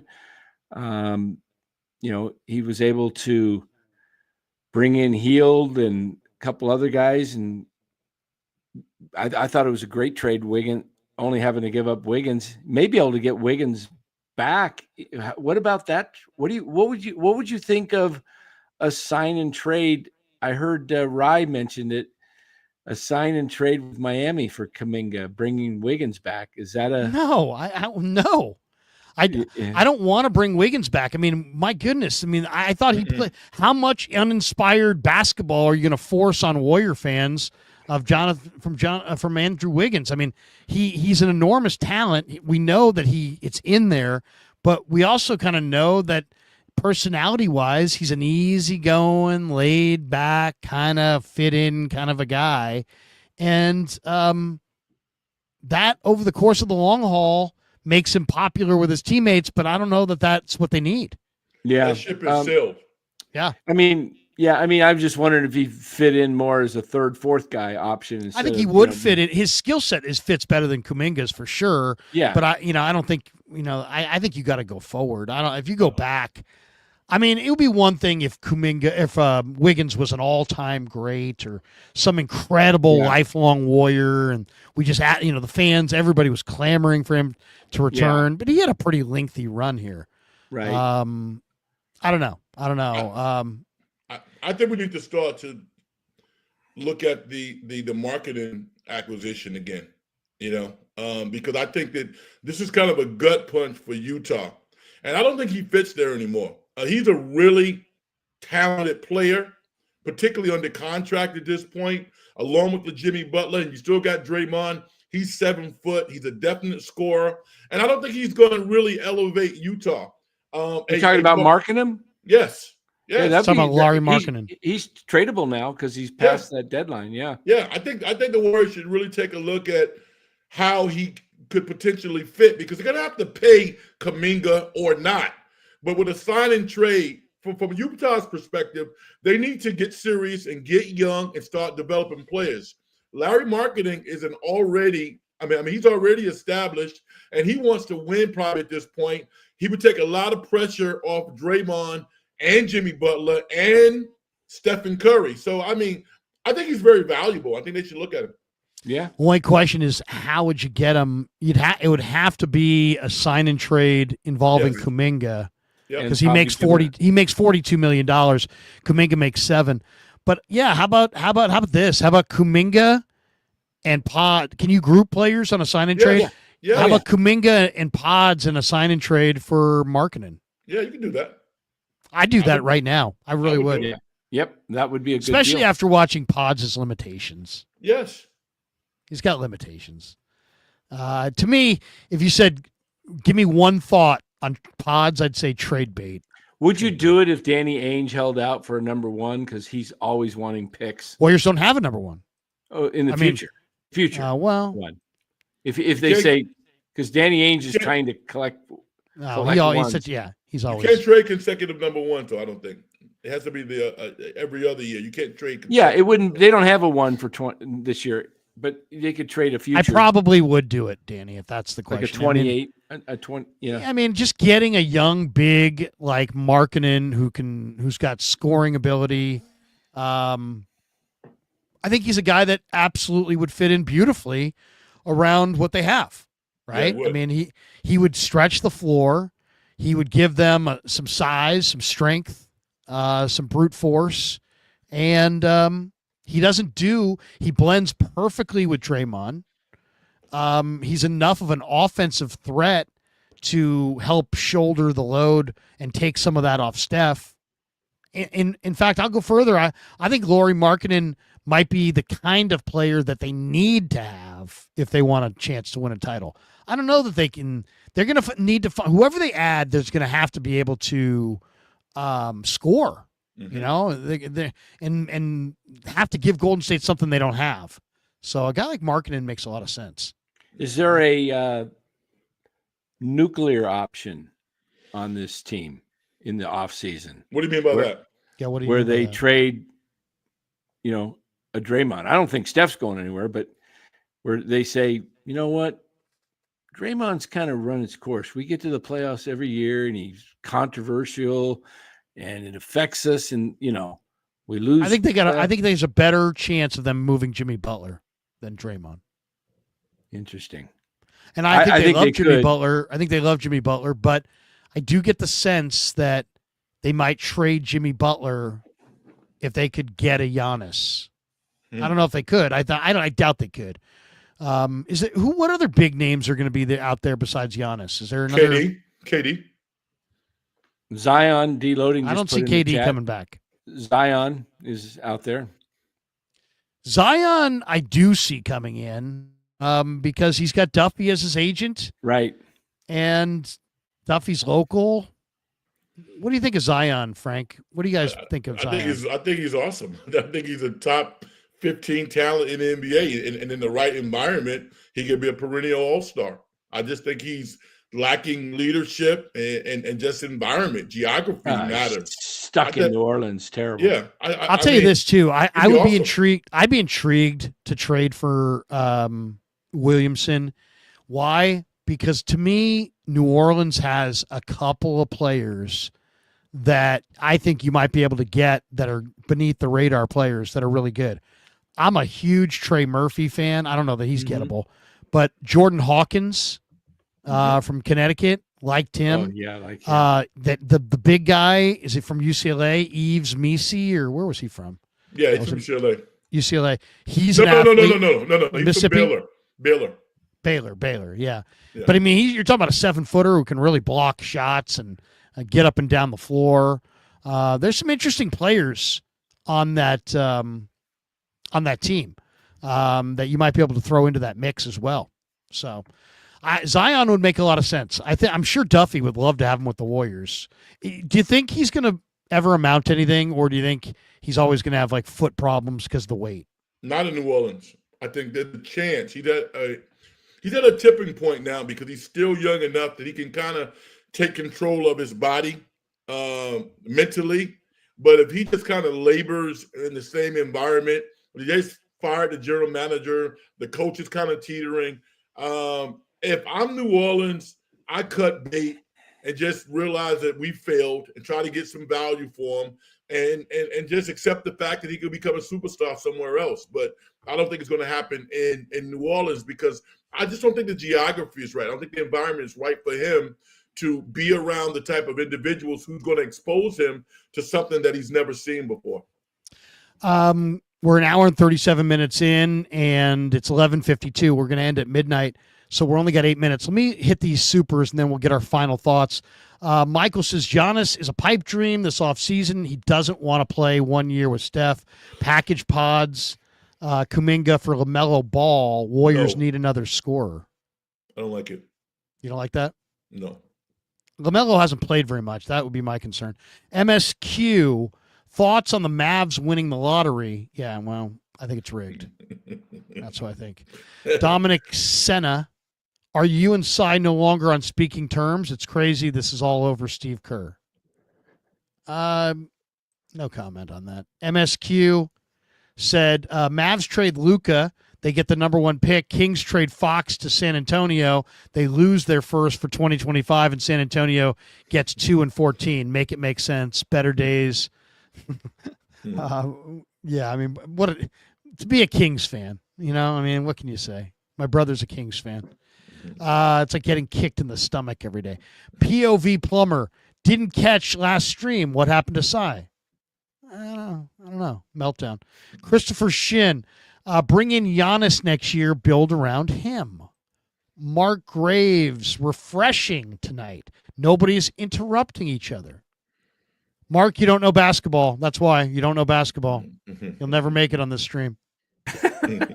You don't know it like we know it. You could only hope to. You think you know, but you don't know. You're not covering it. I am an insider. You are not. I'm just joking. Of course, I'm joking. MSQ says, lesson learned today, everyone. If you want the number one pick, all you need to do is trade your superstar, if you have one, to the Lakers. LOL. It's hard to really counter that, isn't it? Maritime Wake Gal messed up on Moody pick 2. Could have had Sengun or Trey Murphy at that spot. By the way, 2 guys that I talked up dramatically that year. In 2022, they picked Patrick Baldwin over Nembhard, a lot better than Pods. Yeah, Nembhard, I thought Nembhard really looked good. He's with Indiana, right? Yeah, he's playing well. He's playing well. POV Plumber, love that A's hat behind Coach Milio. Which is it? Is it A's yellow? Green, yellow? all green, right? All green with what's the A? Is it a white A? It's white with yellow around it. The white. It's a good looking hat.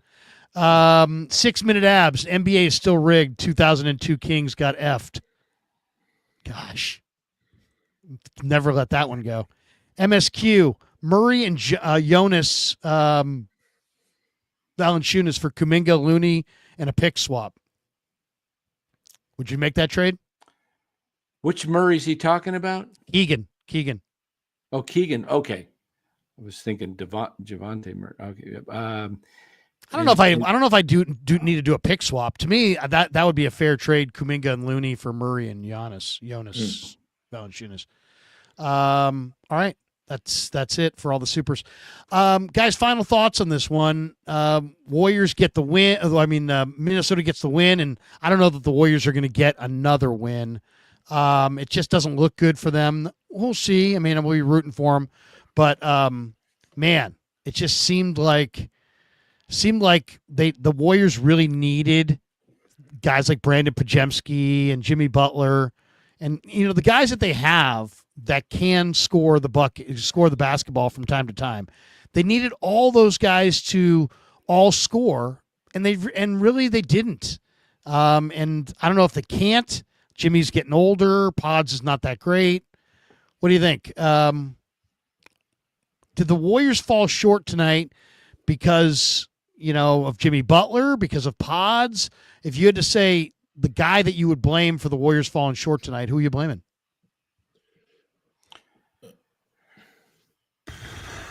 I can't blame any one individual. I really can't. If you look at the plus minuses, nobody played really, really well. I just think collectively they need to make some adjustments. They can't play zone for as long as they did. I would love to see a strategy of them getting the ball out of At-Man's hands. I don't want him having the ability to hoist shots that nobody can stop. So I think strategically, defensively, they need to get a better plan. This one is not working. Nobody really played well tonight, I don't think. I think they should go back to, like 5th or 6th grade basketball. Just play 4 on defense and have one guy sitting down underneath the bucket and then let him score, just heave it all the way.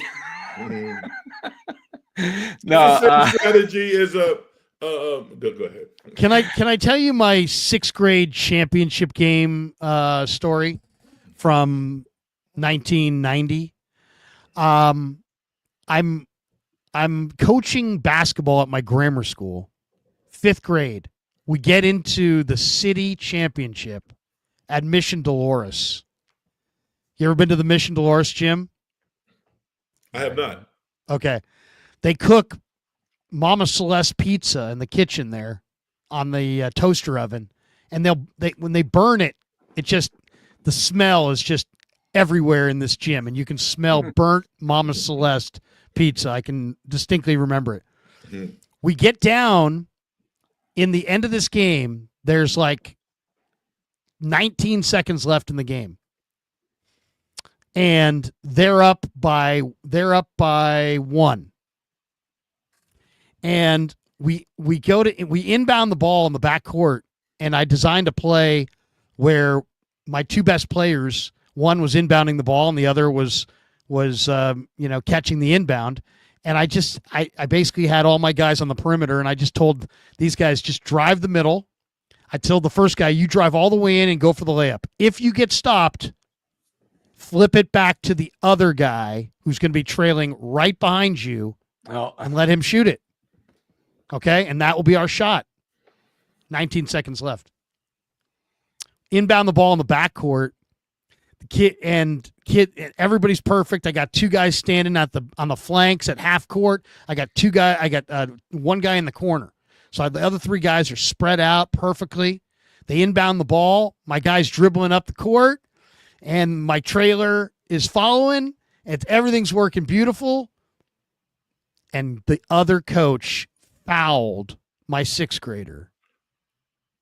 Wow. He intentionally fouled him on the floor to set up a one-on-one because he knew he was a fifth grader and that fifth graders don't make free throws. Right. So I was just absolutely pissed. Just absolutely pissed. So I go, timeout. Get over here. Was the other coach? Who was the other coach? Was it? I don't know. Just some random guy. No, just some random guy.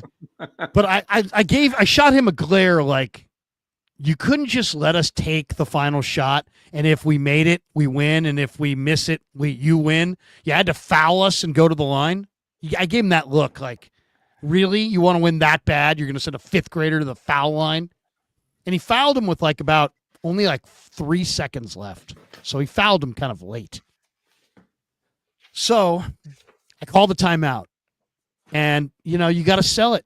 You got to sell it in coaching. These kids are looking right at me. And I've given them, we're in the city championship. These kids believe, right? They believe in what we've done all year. And so I go, guys, look, this is what we're going to do. JC was the kid who got fouled. I go, JC's going to go to the foul line, and he's going to make both free throws. And then what we're going to do is we're just going to get back. We're just going to get back. We're not going to touch anybody. There's only 2.2 He's going to make those free throws, and then the rest of you guys are just going to run back. Okay? All right, everybody in here. And the kid looks at me. The JC kid looks at me. And this kid was really pretty smooth kid. And he looks at me, and I looked at him, and I'm just like, didn't say anything. And he kind of got the message like, hey, look, I'm expecting you to make these free throws. Mm-hmm. But it's also kind of a little bit of a mind play of confidence. Like, hey, I have confidence that you're going to make these free throws. And I didn't say it like, man, I hope he better make it or anything like that. I'm like, after he makes these free throws, we're going to get back on defense. And then we're going to celebrate. He goes to the line. Boom, boom, boom. Made it. Is that tied now? Now we're tied. Okay. Second shot. Boom, boom, boom. Made it. And I as soon as he made the second one, I just went. That's awesome. That's it. And, they dribbled 2 dribbles, and our kids are jumping up and down. It was epic. It was absolutely epic. Absolutely epic. This kid's named JC, and really, he was like my best player, and it was like, the fact that he stepped to the free throw line and made both in the 5th grade with the city championship on the line is absolutely amazing. So sometimes when I see these NBA players and they bricking at the free throw line, I'm thinking, you know what? That's supposed to be the charity stripe. That's supposed to be the gimme, and it's so hard for so many guys, but that was a great one. Make me want to pull out my scrapbook, Larry, and look at my stats in my 5th and 6th grade. I have a list of how many points I got, how many. Well, how about this? We'll finish with this, since we all probably played on some level. Frank played college. Most memorable game playing basketball on your way out the door here. We'll finish with this. Most memorable game that you've ever had playing hoops. At any level. It could be 4th grade. It could be 8th grade. It could be high school. It could be college. I got one. Go ahead, Danny. What do you got?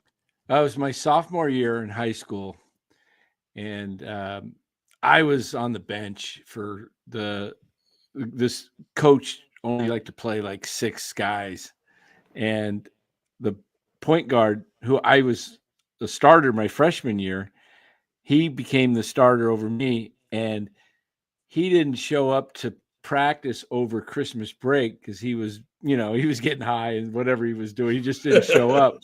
So I got a chance to start, and I had this unbelievable game. I got 22 points in the first 3 quarters. He sits me in the fourth because we're winning, and then the guy comes back for the next game, and I'm on the bench again. I'm like, I just showed you what I could do, and you didn't even give me another chance. So it was kind of I really worked hard because I wanted to show him, hey, man, I could play with any of these guys. In fact, I would be one of your top scorers. But it was just kind of I had a really good game. I remember the one play I remember the most is I was driving down the right on the baseline with, the ball. I'm dribbling right-handed with the ball right next to the line, right? And I go up with my left hand on the right side and lay it in because I was, I couldn't do it with my right. So, and it was just one of those great shots that I just happened to, everything went right. But then I'm thinking, man, I showed the coach that I should be playing right back on the bench the next game. Didn't see a minute, didn't get a minute. Damn Kerr. I blame Kerr. Yeah. Frank, greatest memory playing hoops. Probably, I'm gonna say it was a Tuesday night in December. Fordham, right? I think I'm a sophomore at the time. Starting, we playing St. John's at St. John's. St. John's lineup is Walter Berry, first round pick. The truth. Chris Mullen, first round pick. Bill Winnington, first round pick. Yeah, the redhead. And Mark Jackson basically came in like 4 minutes into the game. So they had 4 first-round picks. Wow. Louis Carnesecca wearing the sweater. Yeah. So we're playing them, and, we're strategizing, kind of milking, holding the ball, milking the clock, and all that stuff. We're up like 6 points at halftime, right? I think I had like 8 or 10 points. The last possession of the game,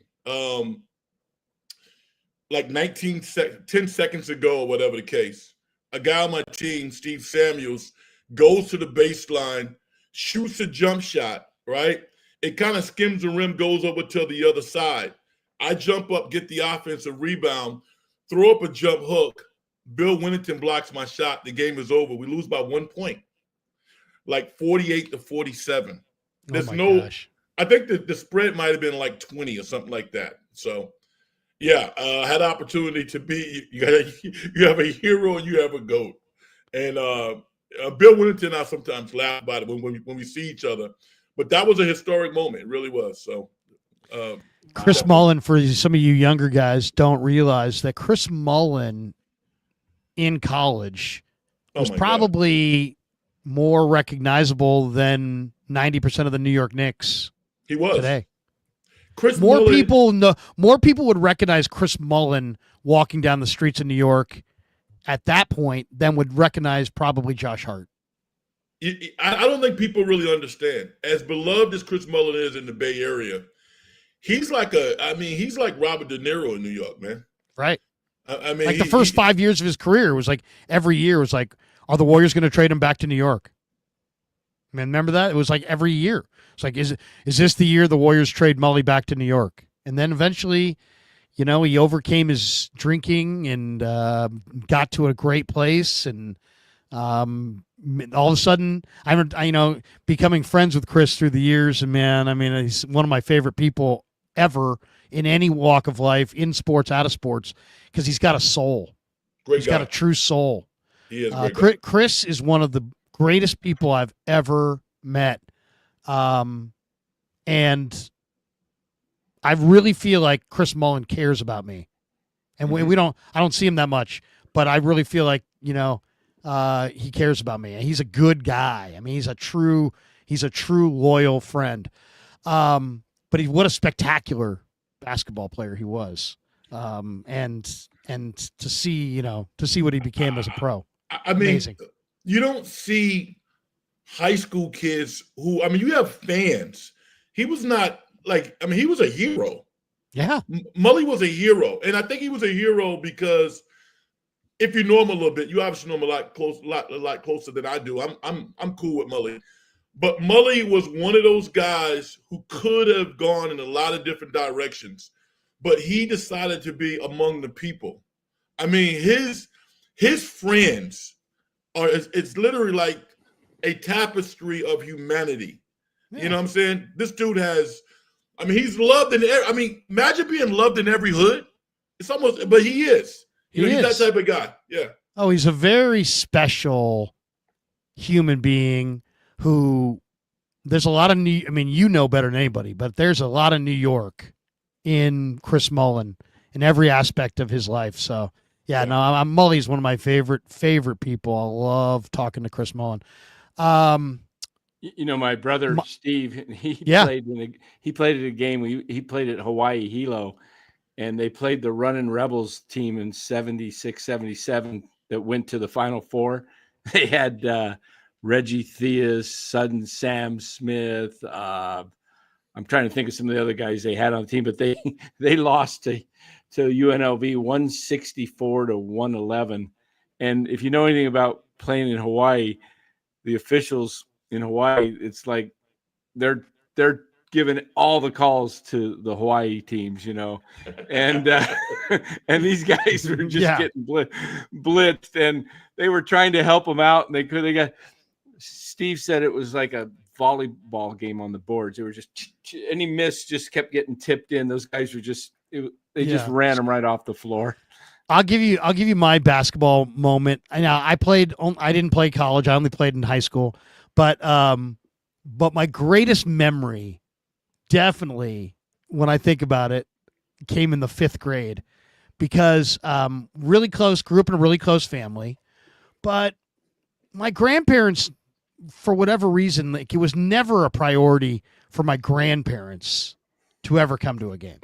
I mean, my grandparents lived in the city, but I don't know. It was just kind of a different time. Grandma was never at a game, just never, ever at a game.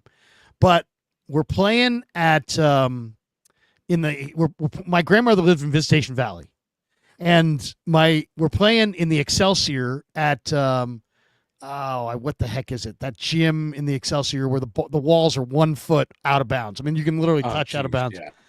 Really, really small gym, 5th grade. And I get to the game and I'm doing the layup line, and my grandmother's in the first row, and the only seats are right underneath the bucket.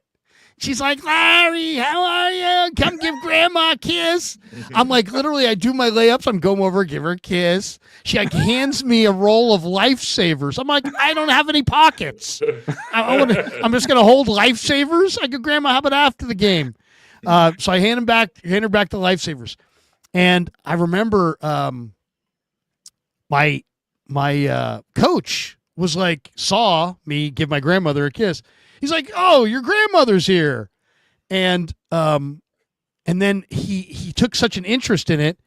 When we go into the game, he's like, "All right, break us down," and he goes, "Larry, what's your grandmother's name?"